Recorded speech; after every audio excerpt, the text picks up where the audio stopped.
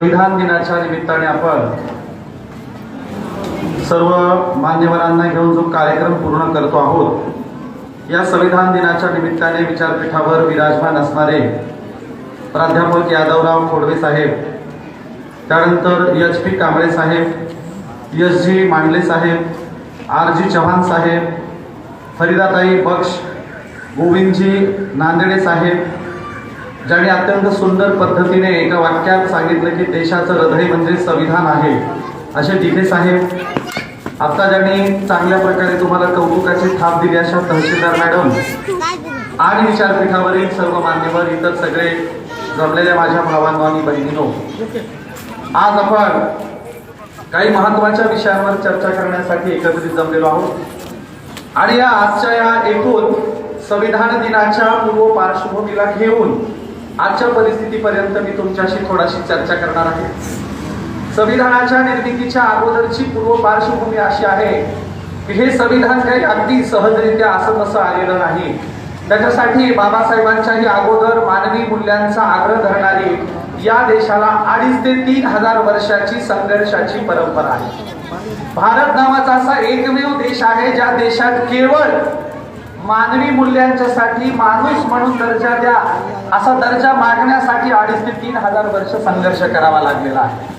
आणि म्हणून या माणुसकीच्या 2,500 ते 3,000 वर्षाच्या संघर्षाला मी पहिल्यांदा अभिवादन करतो।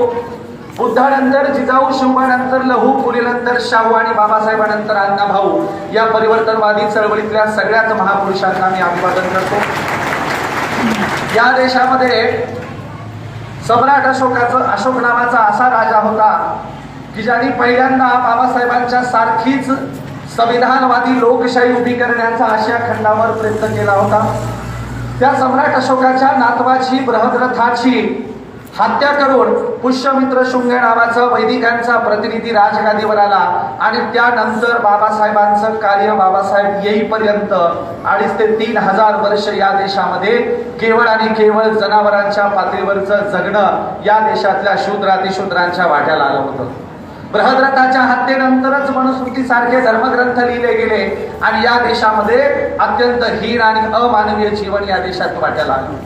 हम अशोकाच्या बद्दल एक शाहीर सांगतो, हजारों साल पहले की बात थी जब जम्मू-द्वीप में खून की नदियां बहती थी, हर तरफ लड़ाइयां जारी थी, जिसने सारे लड़ाइयां जीत कर शान अपनी बढ़ाई थी। अफसोस हुआ था उस सम्राट अशोक को जिसने बाकी की जिंदगी बुद्धों के कदमों में चढ़ाई थी। सम्राट अशोकाने आपलं सर्वस्व बुद्धाच्या चरणावर अर्पण केलं।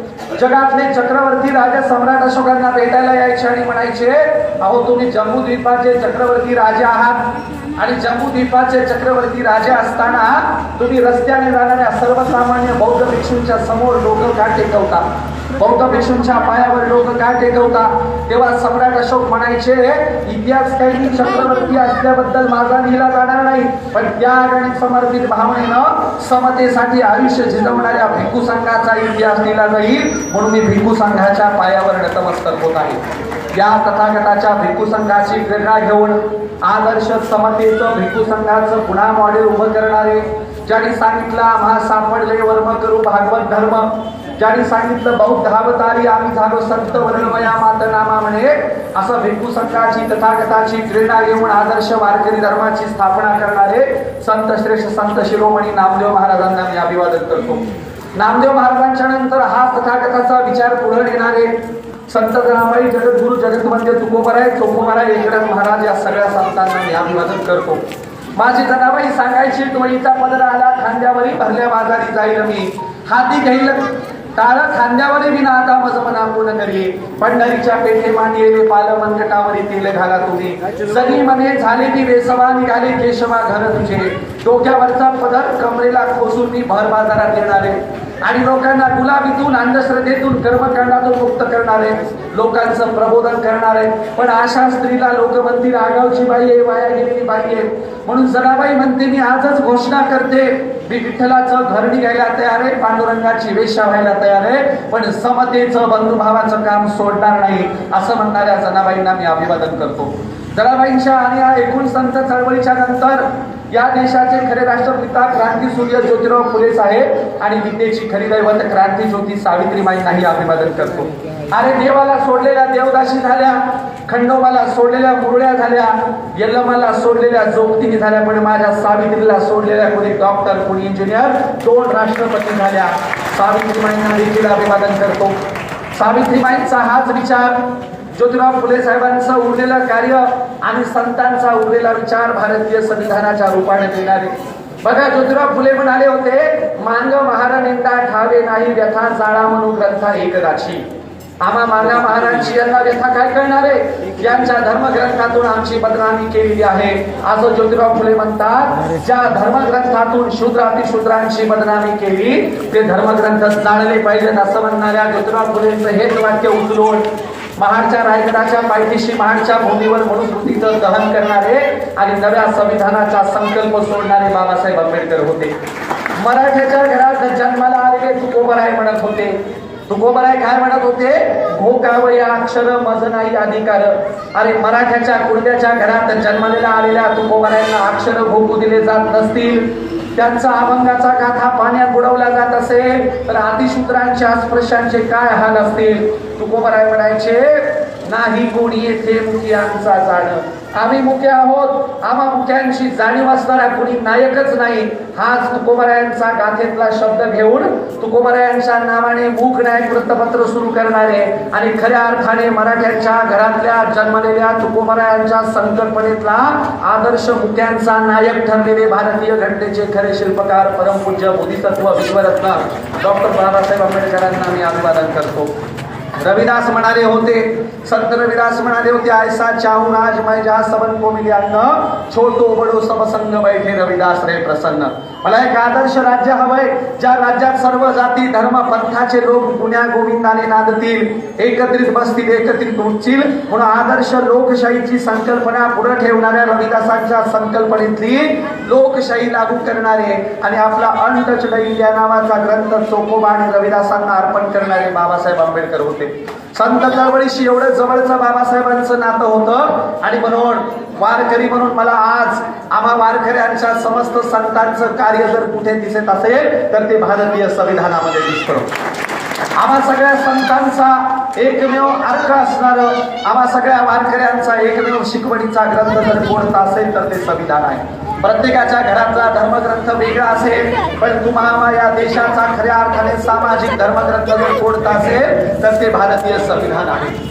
आणि मी या देशातल्या आंबेडकरवादी जनतेचं पहिल्यांदा अभिनंदन व्यक्त करतो. भारतामध्ये संविधान लिहून आज 26 नोव्हेंबरला पूर्ण झालं. संविधान 26 जानेवारीला पारित देखील झालं, परंतु लागू करण्याची हिंमत इथल्या उच्च जातवर्गीयांमध्ये नव्हती. तेव्हा आंबेडकरी जनतेने दबाव गट उभा करून या देशात संविधान लागू केलं, नव्हे त्याचं जतन संवर्धन केलं. इथल्या समस्त आंबेडकरी जनतेचे अभिनंदन व्यक्त करतो. भारतात संविधान लागू करणारे आणि रुजवणारे तुम्ही लोक आहात. अजूनही या देशातल्या उच्च जातवर्गीयांना संविधान नको आहे. अजूनही या देशातल्या उच्च जातवर्गीयांचं लक्ष मनुस्मृतीवर आहे. आजही मनुस्मृतीचे दाखले देऊ देऊ त्यांचा जीव मनुस्मृतीतच अडकलेला आहे. आणि म्हणून आम्हाला मगाशी भीती दाखवल्याप्रमाणे किंवा कुणी वक्तव्य केल्याप्रमाणे 2024च काय, परंतु जोपर्यंत या देशामध्ये तुम्ही आम्ही आहोत तोपर्यंत संविधानच लागू असेल. आम्ही संविधान कधीही संपवू देणार नाही, त्याला हात घालू देणार नाही. तुम्हाला माहिती आहे की मागच्या वेळेस म्हणजे 2017-18च्या मोदीजींच्या राजवटीमध्ये तुम्हाला माहिती आहे दिल्लीमध्ये संसद भवनाच्या समोर संविधानाच्या प्रती जाळायचा कारनामा या देशात झाला. आणि संविधानाच्या प्रती जाळल्याच्या नंतर आरोपींना पकडवायला चक्क वर्ष लावलं. वर्षभराच्या नंतर काय कळलं, शुक्ला नावाच्या ब्राह्मणाने फितवून देऊन रॅलीतल्या लोकांना संविधान जाळायला लावलं. आणि म्हणून या देशामध्ये सिद्ध आहे भारताचा संघर्ष ब्राह्मणी विरुद्ध अब्राह्मणी आहे. ब्राह्मणी विचारधारेच्या लोकांना आज देखील संविधान नकोय आणि अब्राह्मणी विचार प्रवाहाचे लोक हजारो वर्षापासून समतेसाठी संघर्ष करतायत. मगाशी नांदेडे साहेब म्हणाल्याप्रमाणे केवळ लिंगायत धर्माचे बसवांनाच नव्हे तर महानुभावांच्या परधर्माचे चक्रधर स्वामी, भागवत धर्माचे संत नामदेव महाराज, बसवांना आणि ही सगळी माणसं या देशामध्ये समतेसाठी जीव देत होती. या माणसांनी समतेसाठी प्राणाचं बलिदान दिलंय आणि हे आमचे अब्राह्मणी पंथप्रवाहाचे महापुरुष आहेत. या अब्राह्मणी पंथप्रवाहाच्या महापुरुषांनी समतेसाठी प्रचंड मोठा संघर्ष केला, ज्याच्यातून ज्योतिराव फुले साहेबांनी, बाबासाहेबांनी प्रेरणा घेतली. बाबासाहेब तुकोबारा यांच्या एका व्याख्येचा पुन्हा पुन्हा उल्लेख करायचे. ते म्हणायचे, मला तुकारामाची अहिंसेची व्याख्या फार आवडते. तुकारामाच्या अहिंसेच्या व्याख्येचा उल्लेख करताना बाबासाहेब म्हणतात, दया तीच नाव भूतांचे पालना आणि निंदालन कंटकाचे. या व्याख्येतल्या दुसऱ्या भागाकडं दुर्लक्ष करायचं नाही असं देखील बाबासाहेब म्हणायचे. आणि म्हणून आम्ही दया दाखवताना काय करणारे लोक आहोत, लंगोटी काढून सुद्धा देणारे लोक आहोत. आमच्याशी प्रेमाने वागला तर आम्ही लंगोटी काढून देऊ, परंतु आमच्या वाट्याला गेला तर आम्ही नाठाळाच्या माती काठी हाणणारे लोक आहोत असं तुकोबाराय म्हणायचे. आणि या व्याख्येचा बाबासाहेब आंबेडकर पुनरुच्चार करायचे. आणि म्हणून या देशामध्ये जर संविधानाच्या प्रती जाळल्या जात असतील, या देशामध्ये आजही संविधानाच्या विरोधात वक्तव्य केले जात असतील, या देशात मॉब लिंचिंग घडवून आणली जात असेल, या देशामध्ये जर आजही मंदिरात पारावर येऊ दिलं जात नसेल, तर आम्हाला तुकोबारा यांच्या व्याख्येतल्या दुसऱ्या भागाप्रमाणे देखील संघर्ष करावा लागणार आहे असं मी या ठिकाणी सांगू इच्छितो. तुम्हाला माहिती आहे, इथे जवळच्या माझा काल ज्या उदगीर तालुक्यात कार्यक्रम झाला, त्या उदगीर तालुक्यातल्या एका गावी मातंग समाजाच्या लोकांना पारावर का आला, नवरदेव पारावर का आला म्हणून, मातंग महिला सरपंच असताना पारावर का आले म्हणून अख्ख्या गावातून मातंग समाजाला हाकलून लावण्यात आलं, त्यांच्यावर बहिष्कार घालण्यात आला. नांदेड जिल्ह्यात आर्वी, मी कधीच्या घटना सांगतोय, स्वातंत्र्याच्या अगोदरच्या नाही, 2 वर्षातल्या घटना सांगतोय. नांदेड जिल्ह्यातल्या आर्वी तालुक्यात 8 वर्षाचा मातंगाचा पोरगा दुपारी मे महिन्यात भर उन्हाळ्यात पारावर का गेला म्हणून करम स्टाईलच्या फरशीवर बसवण्यात आला. आणि त्याला बसायच्या जागेवर 2 महिने बसता येत नव्हतं. इतकी वाईट अवस्था आहे. म्हणून आजही अस्पृश्यता पाळली जाते, आजही जातीभेद केला जातो, आजही उच्च जातवर्गीयांच्याकडून वेळोवेळी आम्हाला हीनत्वदर्शक वागणूक दिली जाते. अत्यंत दयनीय आणि भयानक आहे. स्वातंत्र्याच्या 75चा उत्सव या ठिकाणी त्या लाल किल्ल्यावर चालू आहे. देशाचे प्रधानमंत्री सांगतायत स्त्रियांची संरक्षणाची जबाबदारी आपली आहे. आणि त्याच वेळेला स्वातंत्र्याच्या 75च्या उत्सवामध्ये गुजरात सरकारने बिल्किस बानूवर रेप करणारे 11 आरोपी सोडले. केवळ सोडले नाही, सत्कार केला आणि त्यांच्या नावाने पेढे वाटले. काय केलं होतं 11 आरोपीनं? एका निरपराध महिलेवर पाळीवाडी 11 लोकांनी बलात्कार केले. त्यांचं स्वागत करणारं गुजरात सरकार आहे. त्यांना स्वातंत्र्याच्या 75च्या वेळेला सोडणारं गुजरात सरकार आहे. म्हणजे यांना काय सांगायचंय, दलित, आदिवासी आणि मुस्लिमांना या देशात आम्ही अशा प्रकारची दुय्यम दर्जाची वागणूक देणार आहोत. संविधान जरी तुमच्या बापाने दिला असेल तरी लागू करणारे, रुजवणारे आम्ही लोक आहोत. तुमच्या वाट्याला हेच भोग येणार आहेत. अशा प्रकारचा संदेश स्वातंत्र्याच्या 75च्या उत्सवाच्या वेळेला ते देत आहेत. आणि म्हणून आम्हाला एकत्रित येण्याची आणि चांगल्या प्रकारे जागृती करण्याची आज खऱ्या अर्थानं वेळ आलेली आहे. आणि चांगल्या प्रकारे काम करायचंय. नुसत्या संविधानाच्या कलमांमध्ये सगळं लिहिलेलं आहे, पण अजूनही या सुप्रीम कोर्टाला आणि इथल्या राज्यव्यवस्थेला ते लागू करायचं नाही. काय सांगतं आर्टिकल 15? आर्टिकल 15 सांगतं, जात, धर्म, वंश, प्रांत, संप्रदाय आणि लिंगभेद, कुणाला लिंगभेदावरून सुद्धा हिणवता येणार नाही.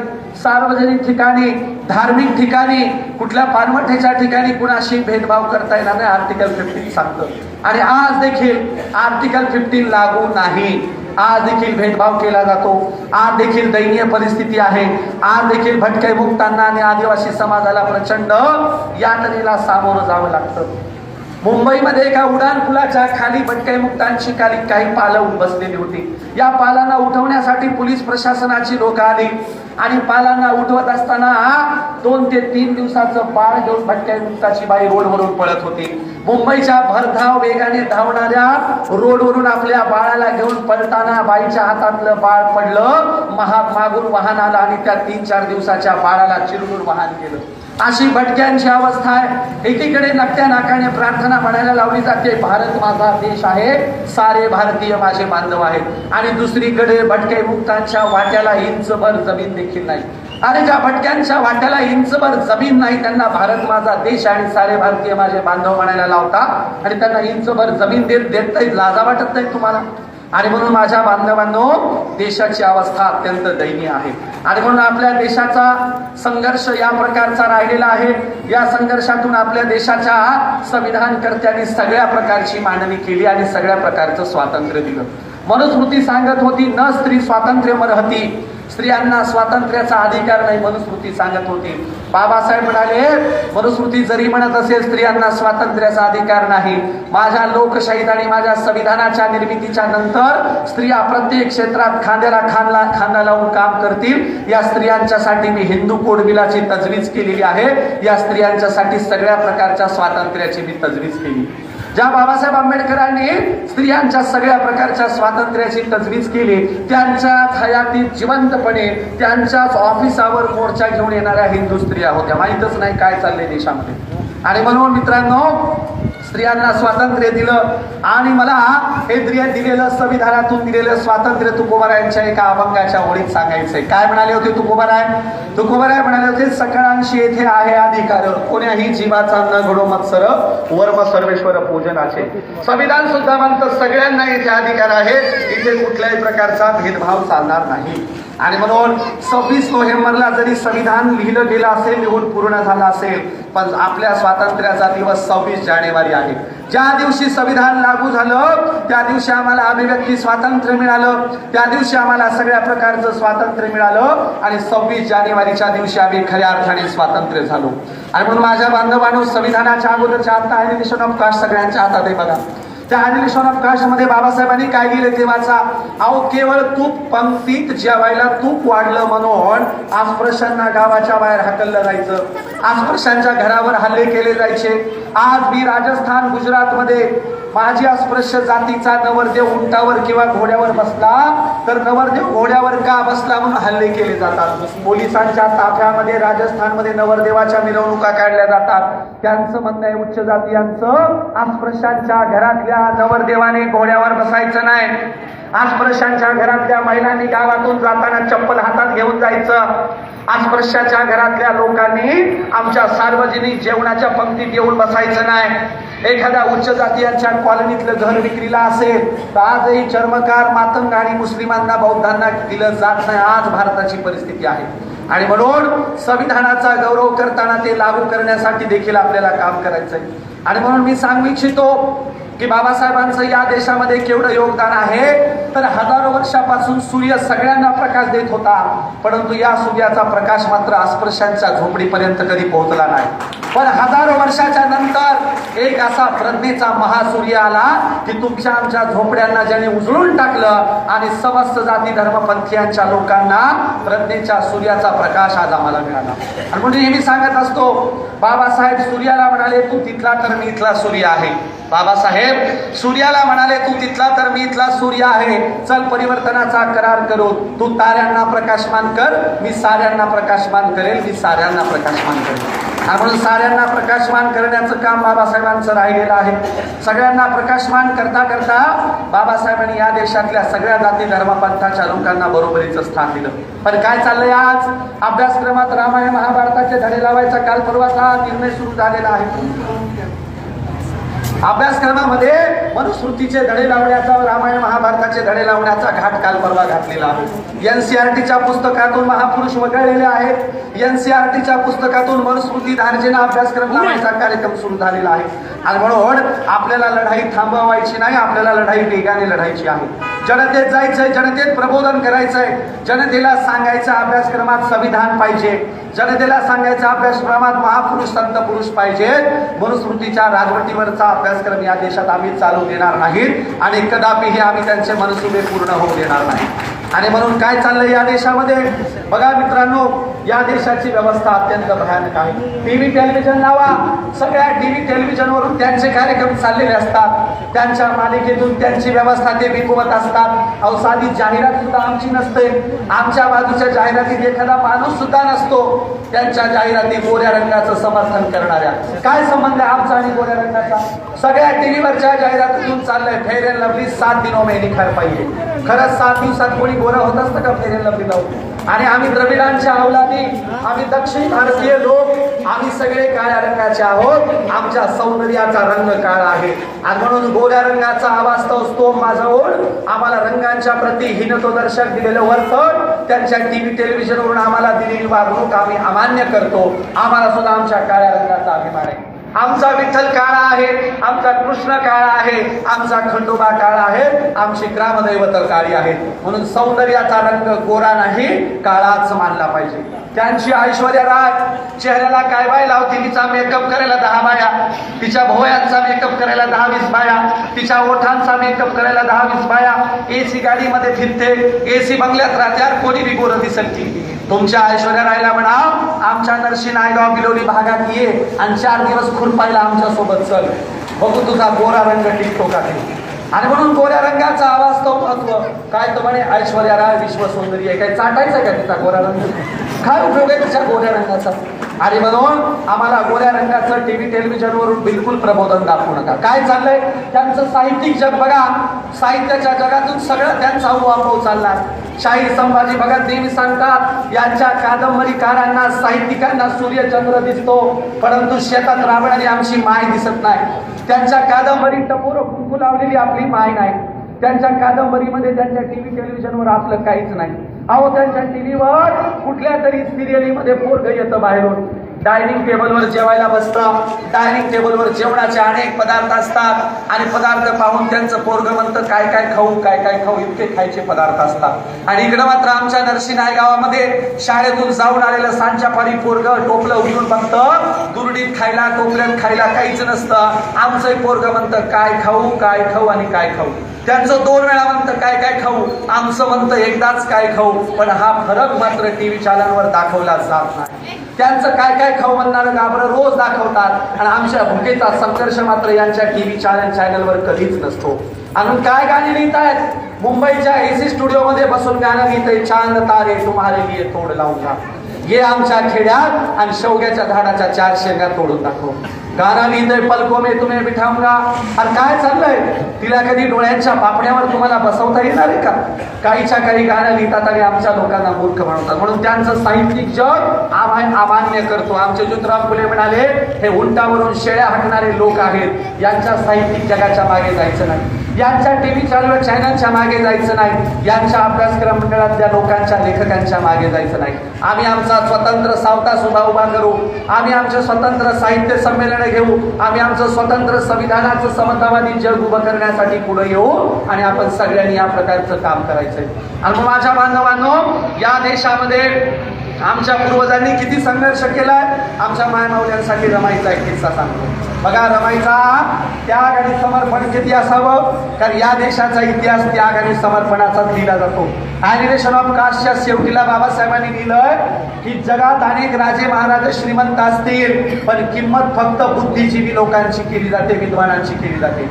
बाबासाहेबांच्या काळात 555 त्यापेक्षा जास्त संस्थानिक होती, पण 555 संस्थानिकांचा इतिहास नाही, संविधान लिहिणाऱ्या बाबासाहेबांचा इतिहास लिहिला गेला. त्यांचं नाव घेतलं गेलं. कोण आहेत संस्थानिक माहिती आहेत का. शाहू राजा आणि सयाजीराव गायकवाड सोडता किती संस्थानिकांची नावं सांगणार आहात तुम्ही. आणि म्हणून समतेचं त्याग आणि समर्पणाचं काम करणाऱ्यांचाच इतिहास लिहिला जातो या देशात.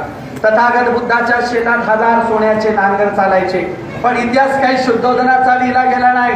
उलट बिना चप्पलचा सर्वत्र फिरवून त्याग आणि समर्पण केल्याबद्दल तथागत बुद्धाचा इतिहास लिहिला गेला.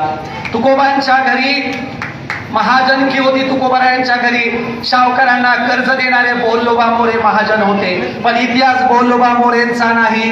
कर्जाच्या वह्या पाण्यात बुडवल्याबद्दल जगद्गुरु जगतवंद्य तुकोबारायांचा इतिहास लिहिला गेला. तुम्हाला सांगतो, तुम्हाला कधी टाटा बाटा बिर्ला अंबानीचे पुतळे दिसणार नाहीत. कोण्या खेड्यात नाही, कोण्या तालुक्यावर नाही, कोण्या जिल्ह्यावर नाही.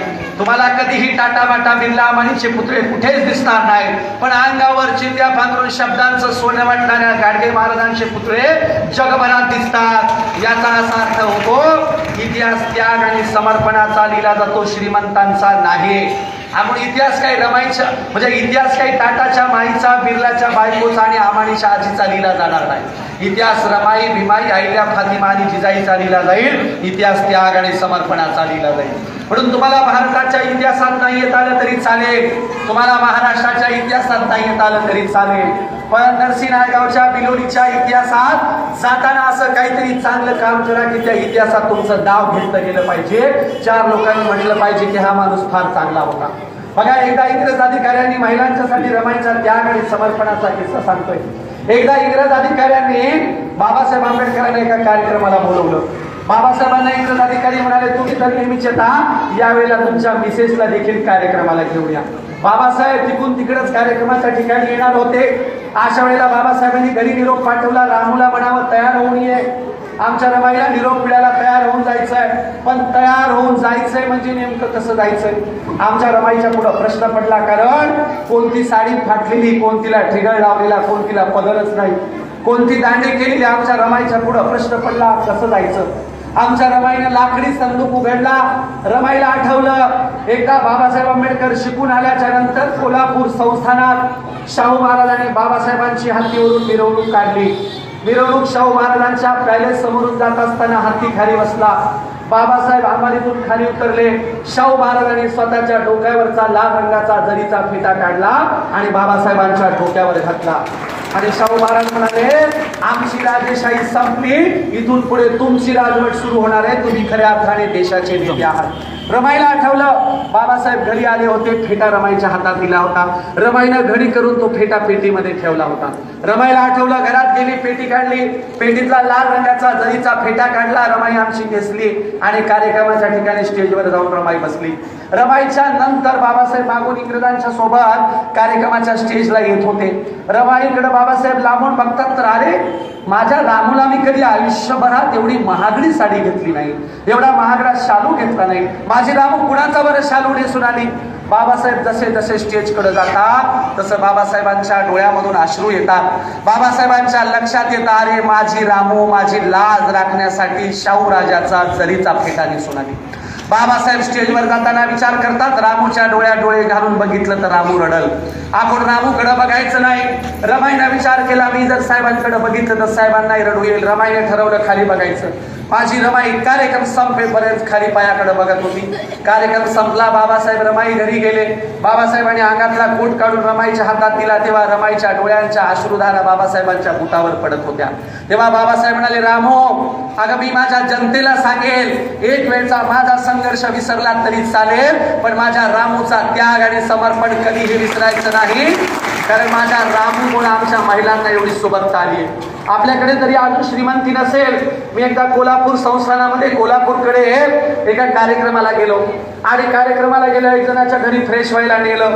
त्यांच्या मधल्या खोलीत फ्रेश व्हायला गेलो तेव्हा त्या पलंगावर अशा भल्या मोठ्या साड्या पडलेल्या होत्या. अहो म्हणलं, एवढ्या साड्या काऊन टाकल्यात?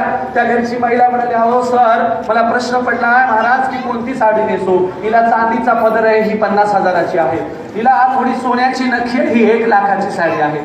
मी म्हणलं, जेव्हा जेव्हा एखादं कपाट उघडून एवढी महागाची साडी नेसायला जाता, मी विचारलं, लग्नाला जाण्यासाठी एखादी सुटकेस काढून एखादी महागडी साडी नेसायला जाता, बाबासाहेबांच्या जयंतीच्या अगोदर 15-20 दिवसांनी एखादी चांगली साडी घ्यायला जाता, तेव्हा चुकून तरी आमच्या रमाईची आठवण होते का तुम्हाला? चुकून तरी आमच्या रमाईच्या त्याग आणि समर्पणाची आठवण होते का? तर आम्हाला दुर्दैवाने सांगावं लागतं, आम्ही महापुरुषांना विसरत चाललेलो आहोत. त्यामुळे आम्हाला महापुरुषांचा संघर्षाचा इतिहास जनतेत घेऊन जायचा आहे, संघर्षाचा इतिहास जनतेला सांगायचा आहे. हे काही इतक्या सहजासहजी आणि फुकट मिळालेलं स्वातंत्र्य नाही. त्यासाठी आमच्या पूर्वजांनी रक्ताचं बलिदान दिलंय आणि त्या रक्ताच्या बलिदानावर उभारलेलं स्वातंत्र्य आम्ही शेवटपर्यंत जपणार आहोत. या देशात आम्ही पुन्हा मनुस्मृती लागू होऊ देणार नाहीत. या देशात पुन्हा ब्राह्मणी राजवटींची आम्ही सत्ता येऊ देणार नाही. अहो, आपलेच नाही, सगळ्यांचे वाईट हाल आहे.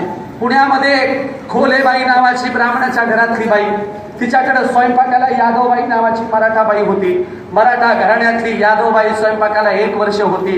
खोलेबाई एका दिवशी यादवबाई का नाही आल्या म्हणून त्यांच्या घरी बोलवायला गेल्या. यादवबाईच्या घरी गेल्यावर खोलेबाईंना दिसलं, यादवबाईंच्या घरात शिवरायांचा फोटो आहे. खोलेबाई नावाच्या ब्राह्मणबाईने विचारलं, यादवबाई तुमच्याकडे शिवरायांचा फोटो कसा काय? यादवबाई म्हणाल्या, माझ्याकडे नाही तर कुणाकडे असेल? तुम्ही जातीने कोण आहात? खोलेबाईंना विचारलं. यादवबाई म्हणाले, आम्ही मराठा आहोत, आमच्याकडे शिवरायांचा फोटो नाही तर कुणाचा असणार आहे? तेव्हा खोलेबाई म्हणाल्या, यादवबाई, तुम्ही आमचं स्वयंपाकघर बाटवलं, तुम्ही शूद्र आहात, तुम्ही हलक्या आहात. गेले 1 वर्ष झालं मी तुम्हाला ब्राह्मण समजायचे, मराठ्याच्या बाईने स्वयंपाक बाटवला, स्वयंपाकघर बाटवलं म्हणून पुण्यात खोलेबाईंनी केस दाखल केली होती. आता हा प्रसंग असाच सांगितला असता तर तुम्हाला खरा वाटला नसता, FIR दाखल झाला, डॉक्युमेंटेड कार्यक्रम झाला, याचा अर्थ होतो ब्राह्मणी धर्मानुसार आणि ब्राह्मणांच्या वर्तनानुसार आज देखील मराठे माळी हे शूद्र आहेत आणि बाकीचे सगळे गावगाड्याच्या बाहेरचे अतिशूद्र आहेत. आणि म्हणून ज्योतिराव फुले म्हणत होते, आमचा संघर्ष शेठजी भटजी लाटजी विरुद्ध शूद्र अतिशूद्रांचा संघर्ष आहे आणि आम्ही तो शेवटपर्यंत लढणार आहोत. आणि म्हणून माझ्या बांधवांनो, हा शूद्र अतिशूद्रांचा संघर्ष आपल्याला जनतेत घेऊन जायचा आहे. आमच्या मायमाऊल्यांना विनंती आहे, आता खेड्यापाड्यात महापुरुषांच्या चरित्रावर चर्चा करा. नाहीतर आमच्या चार बाया एकत्र बसले की चर्चा कशावर असते? कोणाची नांदना, कोणाची पळून गेली, कोणाला कोड फुटला. आमच्या महिलांच्या चर्चा, कोणाची काडी कोड झाली, याच्यावर चर्चा असतात. अरे घरादारात जरा रमाई बिमाईची चर्चा होऊ द्या, सावित्रीबाई फुलेंची, ज्योतिराव फुलेंची चर्चा होऊ द्या आणि जगाला हेवा वाटेल असा आपल्या महापुरुषांचा वारसा तुम्हाला सांगायचा आहे. तुमच्या माझ्या महापुरुषांचा वारसा काही ब्राह्मण सांगायला येणार नाही. तुमच्या माझ्या महापुरुषांचा वारसा तुम्हाला आम्हाला मोडक्या तोडक्या शब्दात सांगायचा आहे, खेड्यापाड्यात सांगायचा नाही. तर काय बघा खेड्याची अवस्था काय. एक म्हातारी होती बघा, तिला लय भांडायची सवय, असा भांडून बुरबुडा पाडायची, सगळ्या गावाला लय भांडायची. नेमकं म्हातारीच्या नातवाचं लग्न होतं. नातू म्हणला लग्नाला सगळ्यांना घ्या पण या म्हातारीला घेऊ नका. लोकांच्या गावी जर भांडण काढलं तर काय करायचं? घरचे म्हणले तुझं लग्नाला हळदीला जा, आम्ही बघू हिला आणायचं की नाही ते. दुसऱ्या दिवशी सगळे म्हणले हिला कशाला घरी ठेवायचे, एकटीलाच घ्या म्हणले. म्हातारीला लग्नाला आणलं, लग्न लावलं. म्हातारीला खाली बसता येत नाही, बाजूला खुर्ची टाकून दिली. खुर्चीवर म्हातारी बसली, लोक जेवायला बसले. जेवायला बसल्यावर नवरदेव नवरी स्टेजवर सगळ्यांना फोटो काढायला बोलवायला लागली. फोटो काढायचा कार्यक्रम सुरू झाला. नवरदेवाच्या आत्या माम्या चुलत्या आल्या, नवरीच्या आत्या माम्या चुलत्या आल्या. म्हातारीला वाटलं माझा नंबर येत नाही काय की काय करावं, मला कोणी फोटो काढायलाच बोलविना. लग्न मंडपातून कुत्रं गेलं, म्हातारीनं कुत्र्यावर शिव्या द्यायला सुरुवात केली. अशा शिव्या द्यायला लागली विचारूच नका. नवरदेवाला आला राग. नवरदेव स्टेजवरून म्हणाला, ही डंगरी काही चचना म्हणला. चचना शब्दाचा अर्थ तो मरणा खपना बीड जिल्ह्यातला शब्द आहे. नवरदेव म्हणाला, ही डंगरी काही चचना. म्हातारीनं ऐकलं, म्हणली बापू तू काय म्हणलास? नवरदेवाला वाटलं चचना शब्दाचा खरा अर्थ सांगावं तर आपलं काही खरं नाही. मग नवरदेव म्हणला, अगं आजी चचना म्हणजे जेवण, तू जेवली नाहीस का? आता म्हातारीला देखील चचना शब्दाचा खरा अर्थ माहिती होता. म्हातारी म्हणली, बापा आपलं काय, अगोदर नवरदेव नवरी चचल, मग नवरदेव नवरीचे मायबाप चचतील, मग सगळं वऱ्हाड चचल, मग सगळं गणगोत चचल, मग सगळं गाव चचल, आणि मग आपलं काय, मी चचली तर चचल नाही तर कशीच पचल म्हणली. म्हणजे सगळ्यांना घेऊन घ्यायला बसली. असा कार्यक्रम आहे हा. आणि म्हणून आपण सगळ्यांनी समजून घेतलं पाहिजे. संविधानाची पारायण होऊ द्या, वाचा पाठ करा. आता बघा मगाशी सांगितल्याप्रमाणे लहान मुलं प्रास्ताविका म्हणत होते या देशाची. आणि म्हणून संविधानाची कलमच्या कलम माहिती असली पाहिजे. काय सांगते संविधानाची पहिली ओळ? पहिली ओळ सांगते India that is the Bharat, not Hindustan. आपलं संविधान सांगतं हा देश भारत आहे किंवा इंडिया आहे, परंतु या देशाला एका धर्माचं राष्ट्र करायचा प्रयत्न ब्राह्मणवादी लोक करतायत. आम्ही ते होऊ देणार नाही. हा देश इंडियाचा आहे, हा देश भारतच आहे. आम्हाला या देशामध्ये ब्राह्मण राष्ट्र आर्य राष्ट्र आम्ही चालू देणार नाही. आणि म्हणून संविधानाची पायमल्ली चालू आहे. किती पायमल्ली? पहिल्या ओळीचीच पायमल्ली करतात ते. सगळ्या वेळेला बोलताना हिंदुस्तान हिंदुस्तान म्हणतात, त्यांना आजही भारत आणि इंडिया म्हणायला त्यांच्या जिभेला धडपड येते. आणि म्हणून माझ्या मित्रांनो लक्षात घ्या, संविधानाच्या कलमांचा तुम्हाला अभ्यास करायचा आहे. लोकांमध्ये संविधान सांगायचंय. ज्याप्रमाणे आम्ही बुद्ध आणि त्यांच्या धम्माचं चातुर्मासामध्ये वर्षामासात पारायण करतो, त्याचप्रमाणे संविधान सुद्धा लोकांना गावोगावून सांगायचंय. आम्ही सांगतो कीर्तनात संविधान सांगतो. महाराष्ट्रातला मी एकमेव असा पहिला कीर्तनकार आहे, संविधान हातात घेऊन कीर्तनाला उभं राहतो. आणि म्हणून कीर्तनामध्ये आम्ही संविधान सांगायला सुरुवात केली आहे. कीर्तनामध्ये आम्ही फुले शाहू आंबेडकरांचा, बाबासाहेबांचा, शाहूराजाचा वारसा सांगायला सुरुवात केली आहे. आणि आम्ही सांगणार ओबीसी मराठा सगळ्या बांधवांना बाबासाहेबांचा संविधानाचा विचार सांगणार, कारण हा संविधानाचा विचार पहिल्यांदा आमचा विचार करणार आहे. 340वा कलम पहिल्यांदा आमच्यासाठी बाबासाहेबांना लिहावं लागलं आणि मग SC STचा विचार बाबासाहेबांनी केला. अरे ज्या न्हाव्याच्या दुकानावर केस कापायला बाबासाहेब जायचे, त्या न्हाव्याने ज्या बाबासाहेबांना शूद्र अतिशूद्र म्हणून केस कापायला नकार दिला, त्या न्हाव्याला देखील 340व्या कलमात ओबीसीत घालून त्याचा विचार बाबासाहेबांनी केला. आणि म्हणून आमची परंपरा आहे. बुद्धाला प्रश्न केला होता एकदा की जगातलं सगळ्यात मोठं दुःख कोणतं असतं. बुद्धाने अगोदर भिक्खू संघाला विचारलं, तुमचं काय मत आहे, जगातलं सगळ्यात मोठं दुःख कोणतं असेल? कुणी म्हणायला लागलं स्त्रियांचं दुःख मोठं आहे, कुणी म्हणायला लागलं अस्पृश्यतेचं दुःख मोठं आहे, वेगवेगळं दुःख मोठं म्हणायला लागले. बुद्धाने एकाच वाक्यात उत्तर दिलं, जगातलं सगळ्यात मोठं दुःख कोणतं असेल तर दुसऱ्याचं दुःख हे जगातलं सगळ्यात मोठं दुःख असतं. आणि म्हणून बाबासाहेबांनी दुसऱ्याचं दुःख पहिल्यांदा ओळखलं आणि 340व कलम दिलं आणि बुद्धाचा विचार संविधानात लागू केला. आणि म्हणून हजारो महापुरुषांचा विचार तुम्हाला त्या संविधानामध्ये दिसतो. आणि म्हणून ते संविधान तुम्हाला तुमच्या देशामध्ये, आपल्या देशामध्ये, या सगळ्यांच्या देशात लागू करायचे. आदिवासी समाजाचे आज काय हाल आहेत? आदिवाशांचं वनवासीकरण चालू आहे. अहो, आदिवाशांच्यासाठी आर्टिकल 29 आहे. आर्टिकल 29 काय सांगतं की तुम्हाला तुमचं उपासना स्वातंत्र्य, श्रद्धेचं स्वातंत्र्य, भाषेचं स्वातंत्र्य, तुम्हाला तुमची स्वतंत्र संस्कृती जपण्याचं स्वातंत्र्य राहील. आणि हे म्हणतात आदिवासी आदिवासी नाही तर वनवासी आहेत. आदिवाशांचं वनवासीकरण चालू आहे, आदिवासी बांधवांचं ब्राह्मणीकरण चालू आहे. आदिवासी बांधवांना जाणीवपूर्वक ब्राह्मणांच्या ब्राह्मणी धर्माचे कायदे लागू करायचा प्रयत्न चालू आहे. आणि म्हणून आम्ही सांगितलं आदिवासी संस्कृती स्वतंत्र संस्कृती आहे, इथल्या ब्राह्मणी धर्माचा ती कधीही भाग नव्हती. त्यामुळे आदिवासी बांधवांचं ब्राह्मणीकरण करायचा प्रयत्न करू नका. माझ्या बांधवांनो, सांगावं तेवढं कमीच आहे, आम्ही आचरणात काय आणतो हे महत्वाचं आहे. आणि म्हणून आज घडीला तुम्ही बघितलं, मी औरंगाबादच्या महिलांचं पहिल्यांदा अभिनंदन व्यक्त करतो. महाराष्ट्रातल्या औरंगाबादच्या महिला राजस्थानच्या जयपूर कोर्टामध्ये गेल्या आणि राजस्थानच्या जयपूर कोर्टासमोरच्या मनूच्या पुतळ्यावर काळी शाही फेकली, मनूच्या पुतळ्याचा निषेध केला. आंबेडकरी चळवळीच्या औरंगाबादच्या महिलांना मी सॅल्यूट करतो. आज बाबासाहेबांच्या पुतळ्याचं कोर्टाच्या समोरून विमोचन होत असेल त्याबद्दल अभिनंदन. पण पहिल्यांदा अगोदर जयपूरच्या कोर्टाच्या समोरचा मनूचा पुतळा काढा आणि सांगा आम्ही समतावादी आहोत म्हणून. आजही राजस्थानच्या कोर्टाच्या समोर मनूचा पुतळा उभा दिसतो तुम्हाला. सुप्रीम कोर्टाचे जजेस कधी कधी तोल गेल्यासारखं बोलतात.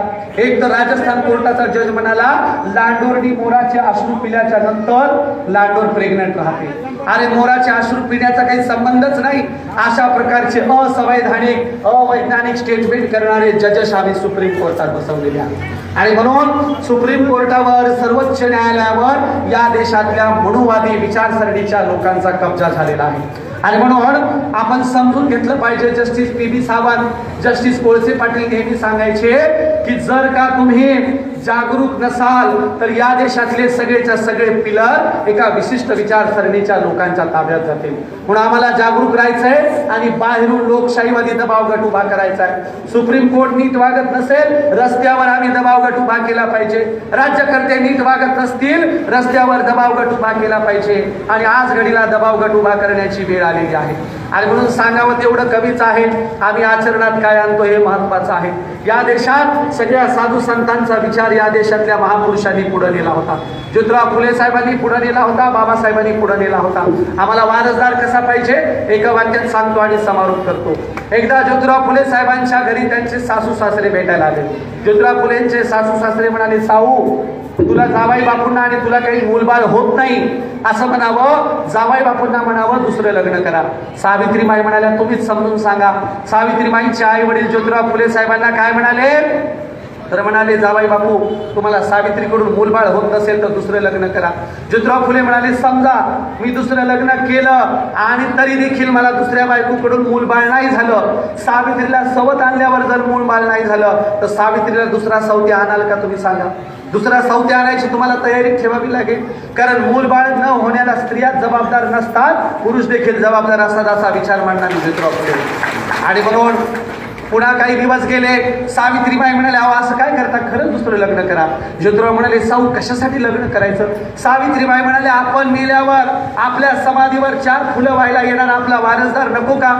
आपण मेल्यावर आपल्या समाधीवर 4 फुलं व्हायला येणारा वारसदार आपल्याला पाहिजे. तेव्हा ज्योतिराव फुले म्हणाले, अगं साऊ वारसदार रक्ताचाच असावा असं तुला कुणी सांगितलं. अगं आपला कुणीतरी विचारांचा वारसदार आपली समाधी शोधत येईल. केवळ फुलं नाही वाहणार, आपलं साहित्य वाचेल आणि उरलेलं सगळं काम पूर्ण करेल असा वैचारिक वारसदार आपल्याला पाहिजे, रक्ताचा नको. आणि म्हणून ज्योतिराव फुले गेल्याच्या नंतर 1 वर्षांनी त्याचा जन्म झाला. ज्यांनी ज्योतिराव फुलेंना कधी बघितलं नाही, पण ज्योतिराव फुलेंचं उरलेलं सगळं कार्य वेळ वाईज दिनांकाच्या सहित तंतोतंत ज्यांनी पूर्ण केलं. फुलेंच्या गंजपेठेत गेले, फुलेंच्या समाधीवर डोकं टेकवलं. एवढंच काय, फुलेंचे गुरु असणाऱ्या शिवरायांच्या समाधीवर जाऊन डोकं टेकवलं आणि फुलेंच्या गुरूंचं उरलेलं संपूर्ण कार्य पूर्ण केलं. असे फुलेंचे रक्ताचे नव्हे विचारांचे वारस असणारे डॉक्टर बाबासाहेब आंबेडकर. आणि म्हणून आम्हाला या देशामध्ये महापुरुषांच्या विचारांचा वारस चालवणारे संपूर्ण लोक हवेत, संविधानाच्या साठी जागृती करणारे लोक हवेत. महाराष्ट्रात दंगली घडवायचा प्रयत्न चालू आहे, तो तुम्हाला आम्हाला हलवून पाडायचा आहे. मला आंबेडकरी जनतेवर प्रचंड विश्वास आहे की पहिल्यांदा जागृती करायला, भूमिका घ्यायला आंबेडकरी जनताच पुढे येत असते. आणि म्हणून मुस्लिमांच्या मॉब लिंचिंग जर आता कोणी थांबवले असतील, मुस्लिमांची होणारी मॉब लिंचिंग जर कोणी थांबवली असेल तर ती आदरणीय बाळासाहेब आंबेडकर, प्रकाश आंबेडकर यांच्यामुळे थांबलेली आहे. कालची त्यांची तुफान सभा बघून त्यांनाही सॅल्यूट करतो. त्यांच्यामुळे महाराष्ट्रातल्या दंगली थांबल्या. नाहीतर साधं स्टेटस ठेवलं तर मुस्लिमांची मॉब लिंचिंग करायचा प्रयत्न महाराष्ट्रात चालू होता. कोल्हापूरवर बाहेरून पोरं बोरून हल्ले करायचा प्रयत्न कोल्हापुरात झाला. पुशे सावळी नावाच्या गावात निरपराध मुसलमानाच्या घरावर हल्ले करून निरपराध मुसलमान पोराला ठेचून मारण्यात आलं. पुशे सावळीची घटना आहे. मॉब लिंचिंग चालू आहे, म्हणून महाराष्ट्रात मॉब लिंचिंग तुम्हाला आम्हाला नाही होऊ द्यायची. महाराष्ट्राचं वातावरण तुम्हाला आम्हाला खराब नाही होऊ द्यायचं. आता निवडणुका येत आहेत बघा. निवडणुका आल्या की बघा, आदिवासींच्या विरोधात, दलितांच्या विरोधात, शेड्यूल कास्टच्या विरोधात किंवा मुस्लिमांच्या विरोधात संघर्ष लावला जाईल. आता आरक्षणाचा ओबीसी विरुद्ध मराठा संघर्ष लावायचा प्रयत्न चालू आहे. पण मला माहिती आहे ओबीसी बांधव अत्यंत प्रेमळ आहेत. या प्रकारचा कुठलाही संघर्ष ते करणार नाहीत, ते भांडण करणार नाहीत. आणि म्हणून आपल्याला जागृती करायची आहे. ओबीसी बांधवांना सांगायचे मराठा विरुद्ध ओबीसी संघर्ष बिलकुल होऊ द्यायचा नाही. ह्याच्यामध्ये तेल ओतणारे महाराष्ट्राचे उपमुख्यमंत्री देवेंद्र फडणवीस आहेत, ज्यांच्यामुळे महाराष्ट्राचं वातावरण खराब होतं. आणि म्हणून महाराष्ट्राचं वातावरण जर तुम्हाला खराब होऊ द्यायचं नसेल तर अगोदर ब्राह्मणवाद्यांना उघडं करायची तयारी तुम्हाला ठेवा.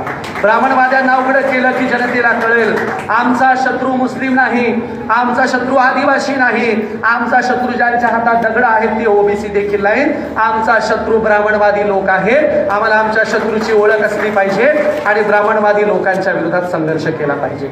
आणि म्हणून जाताना एवढंच सांगेल, निर्लज्जासारखं करायचं नाही. निर्लज्जाचा एक किस्सा सांगतो आणि थांबतो. यासाठी सांगतो की आपल्या लोकांचं कसं आहे, कार्यक्रमाला येते, टाळ्या वाजवते आणि घरी गेले की असं तसं वागायचं तसंच वागते. वर्षाला एकदा महापुरुषांचा फोटो काढते, फोटोला हार घालते, डोकं टेकवते, तर मग एकदा फोटोवर अडकून ठेवला की आपलं काम संपलं. वर्षाला एकदा कार्यक्रम करायचा तर करायचा का म्हणून आपण करतो, पण वर्षभर आचरणाच्या माईचा पत्ताच नसतो. आचरणाच्या माईची बोंब असते. आणि म्हणून आपण आचरण केलं पाहिजे, त्यावर आपण रोज चर्चा केली पाहिजे, मिशनरी वर्क केलं पाहिजे, मिशनरी वर्क. आणि म्हणून आम्हाला मिशनरी वर्क करणारे प्रचारक आज हवे आहेत आणि या भागातून ते तयार होतील अशी अपेक्षा करतो. एक निर्लज्ज तिजोरी फोडायला गेला आणि तिजोरीवर हातोडा मारणार, तोच त्याला एक पाटी दिसली. मध्यरात्री अंधाऱ्या रात्री तिजोरी फोडायला गेला होता. पाटीवर लिहिलेलं होतं कृपया तिजोरीवर अवजड वस्तूंचा प्रहार करू नये. तिजोरी मोडली, तुटली, फुटली तर तिचा परत उपयोग व्हायचा नाही. असं करा, बाजूला लाल रंगाचं बटन दिलं ते दाबा म्हणजे तिजोरी आपोआप उघडेल. चोर होता निर्लज्ज, त्याला वाटलं कशाला मध्यरात्री ठाकाठोकी करायची, चला बटन दाबून बघू, उघडली तर उघडली तिजोरी. चोराने लाल रंगाचं बटन दाबलं, टोय वाजलं, पोलीसची गाडी आली पकडून घेऊन गेली. आता गप्प बसाव की नाही? पोलीसची गाडी आली पकडून घेवली, गप्प बसाव की नाही? पोलीसवाल्यांना म्हणतंय माझी लय दिवसाची इच्छा होती पोलीसच्या गाडीत पुढच्या तोंडाला बसायचे मला. लोक म्हणले, पोलीसवाले म्हणले पकडलं ते गेलं कोणीकडं आणि पुढच्या तोंडाला बसण्यासाठी मरमर करायला म्हणले. मग आज पोलीसवाले म्हणले बस बाबा पुढच्या तोंडाला तुला बसायचे का? पोलीसवाल्यांनी त्यांना पुढच्या तोंडाला बसवलं. एक पोलीसवाला म्हणाला तुला लय दिवस झाला आम्ही रंगेहात पकडत होतो, बोल तुझं काय म्हणतंय? हा चोर म्हणाला माझा तर माणुसकीवरचा विश्वासच उडालाय म्हणला. हा माणुसकीनं तिजोरी न फोडता बटन दाबू लागलो म्हणला. काय माणुसकीच राहिलं नाही म्हणला, पकडून घेऊन चालले. हाच निर्लज्ज बाजारात गेला. एक बाई जांब पेरू विकत होती. पेरू विकता विकता गर्दीतून हात घातला आणि गर्दीतून हात घातल्याच्या नंतर एक जांब पेरू घेतलं आणि खात खात निघाला. मग त्याला वाटलं गर्दीतून बाईनं बघितलंच नाही काय की बाईनं गर्दी बाजूला केली, मागून कॉलरला धरला, बाजारात उताना पाडला, असा मारला, मारून मारून बाईची चप्पल तुटली. पण याने हुकाचू केलं नाही. बाई तुटलेली चप्पल फेकून दिली, जांब पेरू विकायच्या जागेवर जाऊन बसली. याच्या भोवती काही लोक जमलेले होते. त्यातला एक जण म्हणला, मूर्ख आहेस का रे? अरे 2 रुपयाच्या जांबासाठी एवढा मार खाल्लास? 2 रुपये दिले असते तर पेरू नसता का आला? हे वरतोंड करून म्हणते, मग काय झालं? मला तिची बी चप्पल तुटलीच की म्हणला. मार खाल्ल्याचं गेलं कोणीकडं, चप्पल तुटल्याचा आनंद. हा चोर जाडजुडबाईच्या घरात मध्यरात्री चोरी करायला गेला आणि जाडजुडबाईच्या घरात अंधारात काही दिसलंच नाही. चुकून रेडूचं बटन दबलं, रेडूच लागला. बाई उठली, उठल्याबरोबर जाडजुडबाईनं चोराला पकडलं, चोराच्या छाताडावर बसली. नौकराला म्हणाली, जा रे बाबा पोलीसवाल्यांना घेऊन ये. नौकर काय जायला तयार नाही. मग काय करावं? तेव्हा बाई म्हणाली, का जात नाही बाबा, पटकन जाय, तू काय शोधायला अंधारात? नौकर म्हणला, बाईसाहेब माझी चप्पल शोधतोय मी. नौकराला बाई म्हणाली, अरे बाबा पटकन जाय. खालून चोर म्हणते, माझी घालून जाय पण पटकन जाय, हिचं काही वजन सहन होईना म्हणला. अरे हिच्यापेक्षा पोलीसवाले बरे, ते छाती तरी बसत नाहीत म्हणला. हाच निर्लज्ज जेलमध्ये गेला. जेलमध्ये इकडून 2-4 पोलीसवाले, इकडून 2-4 पोलीसवाले, छाती पुढं काढून चाललाय. जेलर म्हणले, याला काही लाज लज्जा आहे का? बघा बरं कसा यायलाय. जेलर म्हणले, या जावाई बापू पहिल्यांदाच आले वाटतं. हा म्हणला, नेहमीच येत असतो, मेवण्याची भेट पहिल्यांदाच व्हायची म्हणला. जाताना जेलर म्हणले, इथून गेल्यावर चांगलं वागावं, चांगलं बोलावं, चांगलं वर्तन करावं. सांग बरं इथून गेल्यावर काय करशील? हा म्हणला, बाजारात जाईल आणि बॅटरी विकत घेईल. जेलर म्हणले, बॅटरी कशाला विकत घेईल? हा म्हणला, त्या जाडजुडबाईच्या घरात अंधारात काही दिसलंच नाही म्हणला. आता बॅटरी विकत घेऊन सिस्टमॅटिक चोरी करणार आहे म्हणला. म्हणजे त्या निर्लज्जाला मारा, पुरा जेलात घाला, तरी ते वागायचं तसंच वागतं. पण आम्हाला तसं करायचं नाही. आम्हाला संविधान दिनाच्या दिवशी शपथ घ्यायची आहे की संविधानाची मूल्य जनतेत रुजवण्यासाठी आम्ही शेवटपर्यंत काम करू आणि चांगल्या प्रकारचा आम्ही या देशाला लोकशाहीवादी देश उभा करण्यास मदत करू. तुम्ही मला बोलवलं, मला ऐकलं, त्याबद्दल मी तुमचा शतशः आभारी आहे. संतांच्या भाषेत सांगेल, आता तरी पुढे हा जीवपदेश नका करू नाश आयुष्याचा. सकाळांच्या पाया माझे दंडवता, आपुलाले चित्त शुद्ध करा. पायाच्या प्रसादे बोलिलो विनोदे मज क्षमा करणे संती नव्या अंगभूत युक्ती. नव्या उपदेश तुमचे बडबडिलो शेष तुमचे कृपेचे पोसणे जन्मोजन्मी तुका म्हणे. मी काही वेगळं बोललेलं नाही, तुमचंच आहे, तुमच्या सगळ्यांच्या समोर मांडलेलं आहे. आणि म्हणून सगळ्या महापुरुषांना, साधू संतांना अभिवादन करतो आणि थांबतो. धन्यवाद. खूप खूप धन्यवाद.